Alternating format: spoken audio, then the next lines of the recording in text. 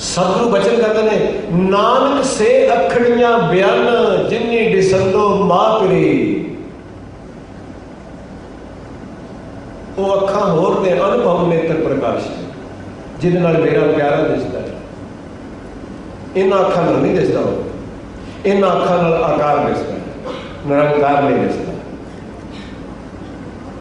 मैं ये भी बेनती कर दिया, जो गुरु अमरदास साहब पातशाह को किधरे पढ़ोगे ना, ये मत्था टेकोगे शरदा नाल, ते गुरु अमरदास साहब आप ये गल कहते हैं, आख्या जिन्ना चिर मैं गुरु अंगद साहब की शरण में नहीं सा आया, कहो नानक ए नेत्र अंध से। कि गुरु अमरदास साहब को दिसदा नहीं सी? दिसदा सी, पर वो आप कह रहे हैं मेरी अखां नहीं सन। मैं हाथ जोड़ के तुहाडे चरणों में बेनती करना, बाणी विचारन का विषय तुसीं ते मैं बना लीए, केवल इनू कथन करके 4 पैसे कमाने का विषय नहीं है। केवल 4 तबले दियां सुरां ते ताल ते बाजे दियां सुरां नूं इकट्ठा करने का विषय नहीं है। ते केवल गुरुद्वारे आन के लोगों के कपड़ियां नूं वेखना ते लंगर छक के टुर जाना, ये भी नहीं है। इसको लेके जिस दिन तू बाणी नूं ध्यान नाल सुनन लग गया, विचारन लग गया, तेनों बाणी मूल ते लै जाएगी, अपने आप लै जाएगी। जैसे किसी हाईवे के लगे हुए साइन उत्थे लै जाते हैं जिथों साइन आया। तुसीं हाईवे ते गड्डी चलाओ, गड्डी उस डायरेक्शन से चलाई जाओ, जिथों साइन आया उत्थे लै जाएगा। मैनू कह देना ये सतगुर की बाणी धुर की बाणी आई, तेन सगली चिंत मिटाई। ये तू अपनी सुरत नूं जोड़ के मन नूं जोड़ना शुरू कर, उत्थे पहुंचा देगी जिथों आई है, उत्थे पहुंचा देगी। सतगुरु दे बोल, बाणी बिरलो विचार सी जे को गुरमुख होए। बाणी बिरलो विचार सी जे को गुरमुख होए, ए बाणी महापुरख की निज घर वासा होए। निज घर की ये बोल, ये तेन उत्थे लै जाएगी। तू ये विचार कर जुड़ना शुरू कर, ज्यों ज्यों तू ये विचार नाल शुरू करेगा जुड़ना, तेन स्थूल क्रॉस कर देगी, मूल ते लै जाएगी, सब आकार पार कर जाएगी। जिस तरह गड्डी चलदे सारे शहर पार कर देंगे, अपने डेस्टिनेशन पे ले जाएंगे। ज्यों ज्यों तू बाणी को विचारेगा, बाणी तेनों अपने लक्ष्य ते लै जाएगी, उस मूल ते एके ते लै जाएगी, क्योंकि आई एके तो है। मैं आप जी बेनती करा, अब तुहाडे शहर में जिन्ने भी कलाम के साइन बोर्ड लगे ने, सारे कलाम वाल आ रहे हैं, भावें किधर भी लगे हो। ये प्रकृति के जिन्ने भी साइन बोर्ड लगे ने, सब काल बन जाते हैं अगर तू पकड़ लो, अगर तू पकड़ लो मैं ता। पर साइन कहता है इधर जा, तू जा रहे होंगे उधर, तो फिर कहे आया नहीं कलाम जी, कितों आ जाएगा, तो किवें आ जाएगा। मैं आप ही कर दिया, ये तुर की बाणी है, ये मूल तो आई हुई है। जिहदी सुरत भी जुड़ेगी उन्होंने मूल वाल जरूर तोड़ देगी, और एक दिन पहुंचा देगी गुरु की कृपा।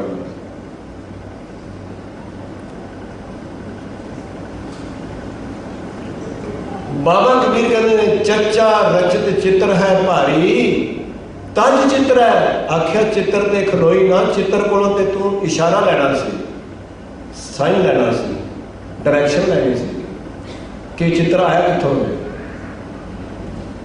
कभी सोचा भी मेरा तुहाडा शरीर आया कितों?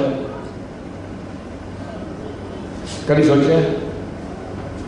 60 साल 70 साल 80 साल की जिंदगी हो गई है बंदे की, 40 साल की, 30 साल की, 20 साल की। कभी अपने ते सवाल किया शरीर आया कितों? ते पढ़ पढ़ के गुटके भी घसा दिते ने, रमैया के गुण चेत पुरानी, कमन मूल ते कमन दृष्टानी। तेरा मूल की सी ते दृश्य की बनया है?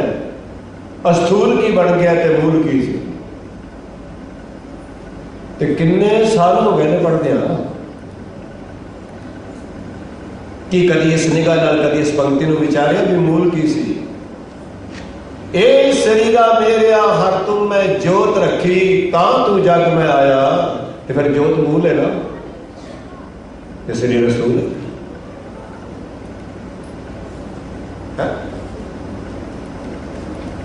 जे जोत मूल ही ना होंदी अस्थूल बनता कितों? जे लकड़ ही नहीं फर्नीचर कितों आ गया भाई? जे सोना ही नहीं तो वंग सोने की कितों आ गई? तो जे मिट्टी नहीं तो घड़ा मिट्टी का कितों आ गया है? जे कादर ही नहीं तो फिर कुदरत कितों आ गई है?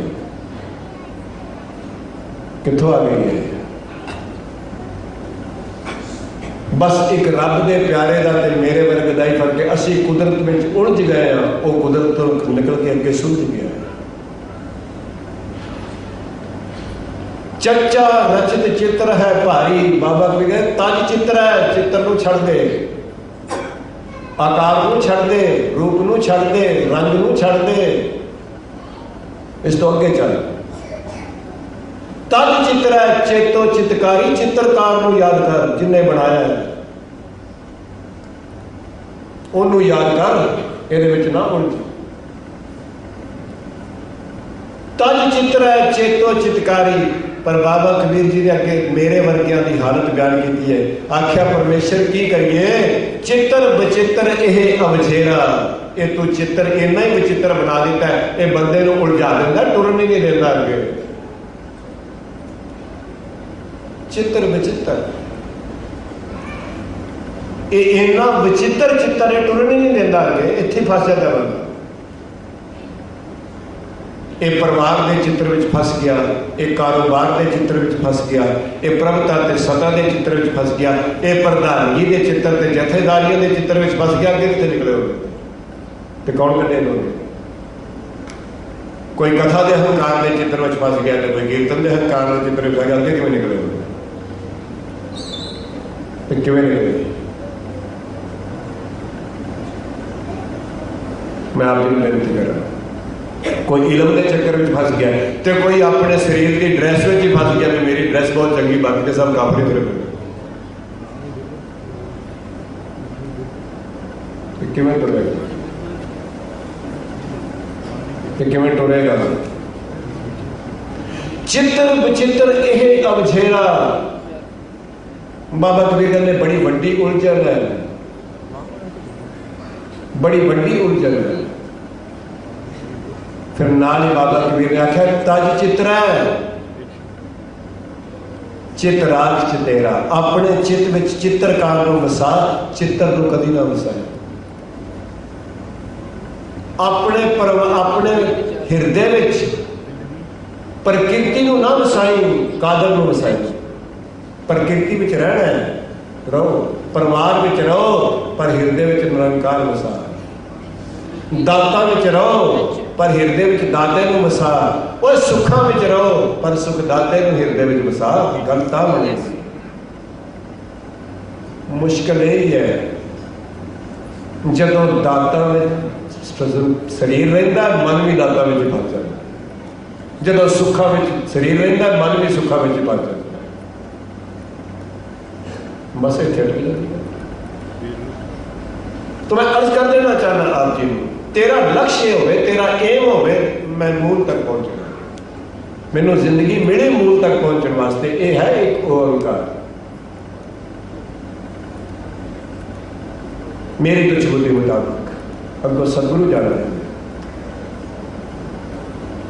फिर मैं एक होर भी अर्ज कर देना चाहना आप जी को, धन कमाना है पर याद रखी गुरु के भै विच धन कमाई तेरी प्रारंभ जिन्ना मर्जी होवे कोई तरह नहीं। पहली गल, गुरु के भै विच धन कमाई, फिर रखी किथे? बैराग के लॉकर विच ते अकाउंट विच रखी। ध्यान देना, जिंदगी तुहानू मैनू दोवां नू काम आएगा। गुरु के भै विच धन कमाई, पातशाह ने बोल ਭੈ ਵਿੱਚ ਬੈਸੈ ਪੈ ਰਹੈ, ਭੈ ਵਿੱਚ ਕਮਾਵੈ ਕਾਰ, ਐਥੈ ਸੁਖ ਵਡਿਆਈਆਂ ਦਰਗਾ ਮੋਖ ਦੁਆਰ। ਗੁਰੂ ਦੇ ਭੈ ਵਿੱਚ ਆਪਣੀ ਕਿਰਤ ਦੀ ਕਮਾਈ ਕਰ।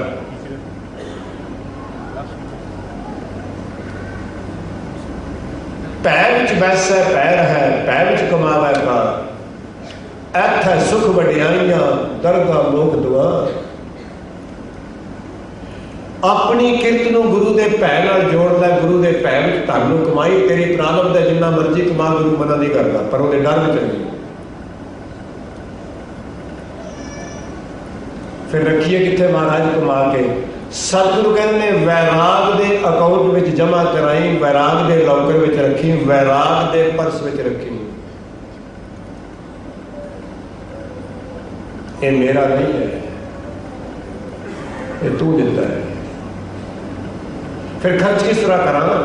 ਵਿਵੇਕ ਦੇ ਪੈਨ ਨਾਲ ਚੈੱਕ ਕੱਟੀ ਤੇ ਵਿਵੇਕ ਦੇ ਹੱਥ ਨਾਲ ਪਰਸ ਵਿੱਚੋਂ ਕੱਢ ਕੇ ਖਰਚ ਕਰੀ। ਇਹ ਧਨ ਤੈਨੂੰ ਕਾਦਰ ਨਾਲ ਜੋੜ ਦੇਗਾ, ਮੂਲ ਨਾਲ ਜੋੜ ਦੇਗਾ।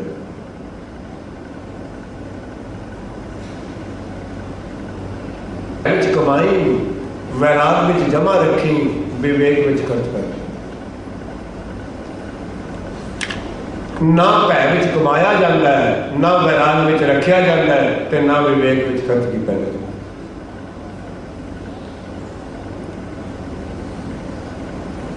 ਤੇ ਇਹ ਅਸਥੂਲ ਬੰਦੇ ਨੂੰ ਉਲਝਾ ਲੈਂਦਾ ਹੈ। ਫਿਰ ਮੈਂ ਹੋਰ ਬੇਨਤੀ ਕਰ ਦੇਣਾ ਚਾਹੁੰਦਾ, ਕਿਉਂਕਿ ਸਮਾਂ ਕੇਵਲ 2 ਮਿੰਟ ਬਚਦਾ। ਸਤਿਗੁਰੂ ਨੇ ਬਚਨ ਕੀਤਾ, ਬਖਸ਼ਿਸ਼ ਕੀਤਾ। ਮਹਾਰਾਜ ਕਹਿੰਦੇ ਨੇ ਰੂਪ ਰੰਗ ਆਕਾਰ ਦੇ ਸਾਰੇ ਗਹਿਣੇ, ਜੇਕਰ ਸਿਆਣਾ ਸੁਨਾਰ ਪਾ ਕੇ ਕੁਠਾਲੀ ਵਿੱਚ ਥੱਲੇ ਅੱਗ ਬਾਲਦਾ, ਸਾਰੇ ਗਹਿਣੇ ਆਪਣਾ ਆਪਣਾ ਰੂਪ ਛੱਡ ਜਾਂਦੇ ਨੇ ਤੇ ਸੋਨਾ ਬਣ ਜਾਂਦਾ।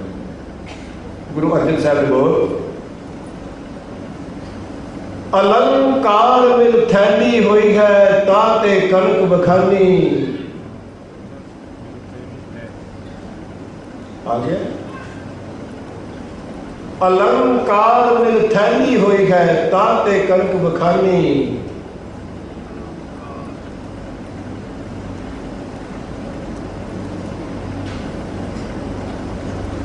गुरु अर्जन साहब ने बोल, अलंकार कहते हैं ऑर्नामेंट्स, गहने। अलंकार मिल थैली हुई है, ते थैली कहते हैं सोने की रहनी। आगे अलंकार मिल थैली हुई है, ताते कनक बखानी। उन्हें सोना दिस पे खोट पासे हो गए। प्रगटियो जोत सहज सुख शोभा बाजे अनहद बानी। जिस दिन बंदा गुरु के शब्द नाल जुड़दा है, ये मजहबां दी दीवारां, ये जाति दी दीवारां, ये अहंकार ते अज्ञानता की दीवार पासे हो जाती है, विचों मूल प्रगट हो जाए। सतगुरु में रहमत कर, बख्शिश कर, नजरे इनायत कर। गुरु ग्रंथ साहिब जी महाराज मेरे आने को पहला सरकार योग भाई साहब जी मूल मंत्र दृढ़ करा रहे सन आप जी को। मैं तो कोई जानता नहीं, मैं क्या लिख गए ने उत्ते पूर्ण पा दिए थोड़ा बहुत, तो बस ही नहीं करता। जो सतगुरु ने कहा है वो कहने का यत्न किया। जिंदगी में आप जी ने 4 लफ्ज जरूर याद रखने ने, मूल, अस्थूल, कबूल, फजूल। जे मूल नाल जुड़ांगे एक दिन जरूर जिंदगी कबूल हो जाएगी, जे अस्थूल नाल जुड़ांगे फजूल गवा के जावांगे। सतगुरु तुहाडी जिंदगी भी मूल तक पहुँचाण ते तुहाडे चरणों का सदका मेरी भी पहुँच जाए, ताकि पता लगे गुरमत में मूल मंत्र है की है। भुला चुका नहीं खिमा। वाहिगुरू जी का खालसा, वाहिगुरू जी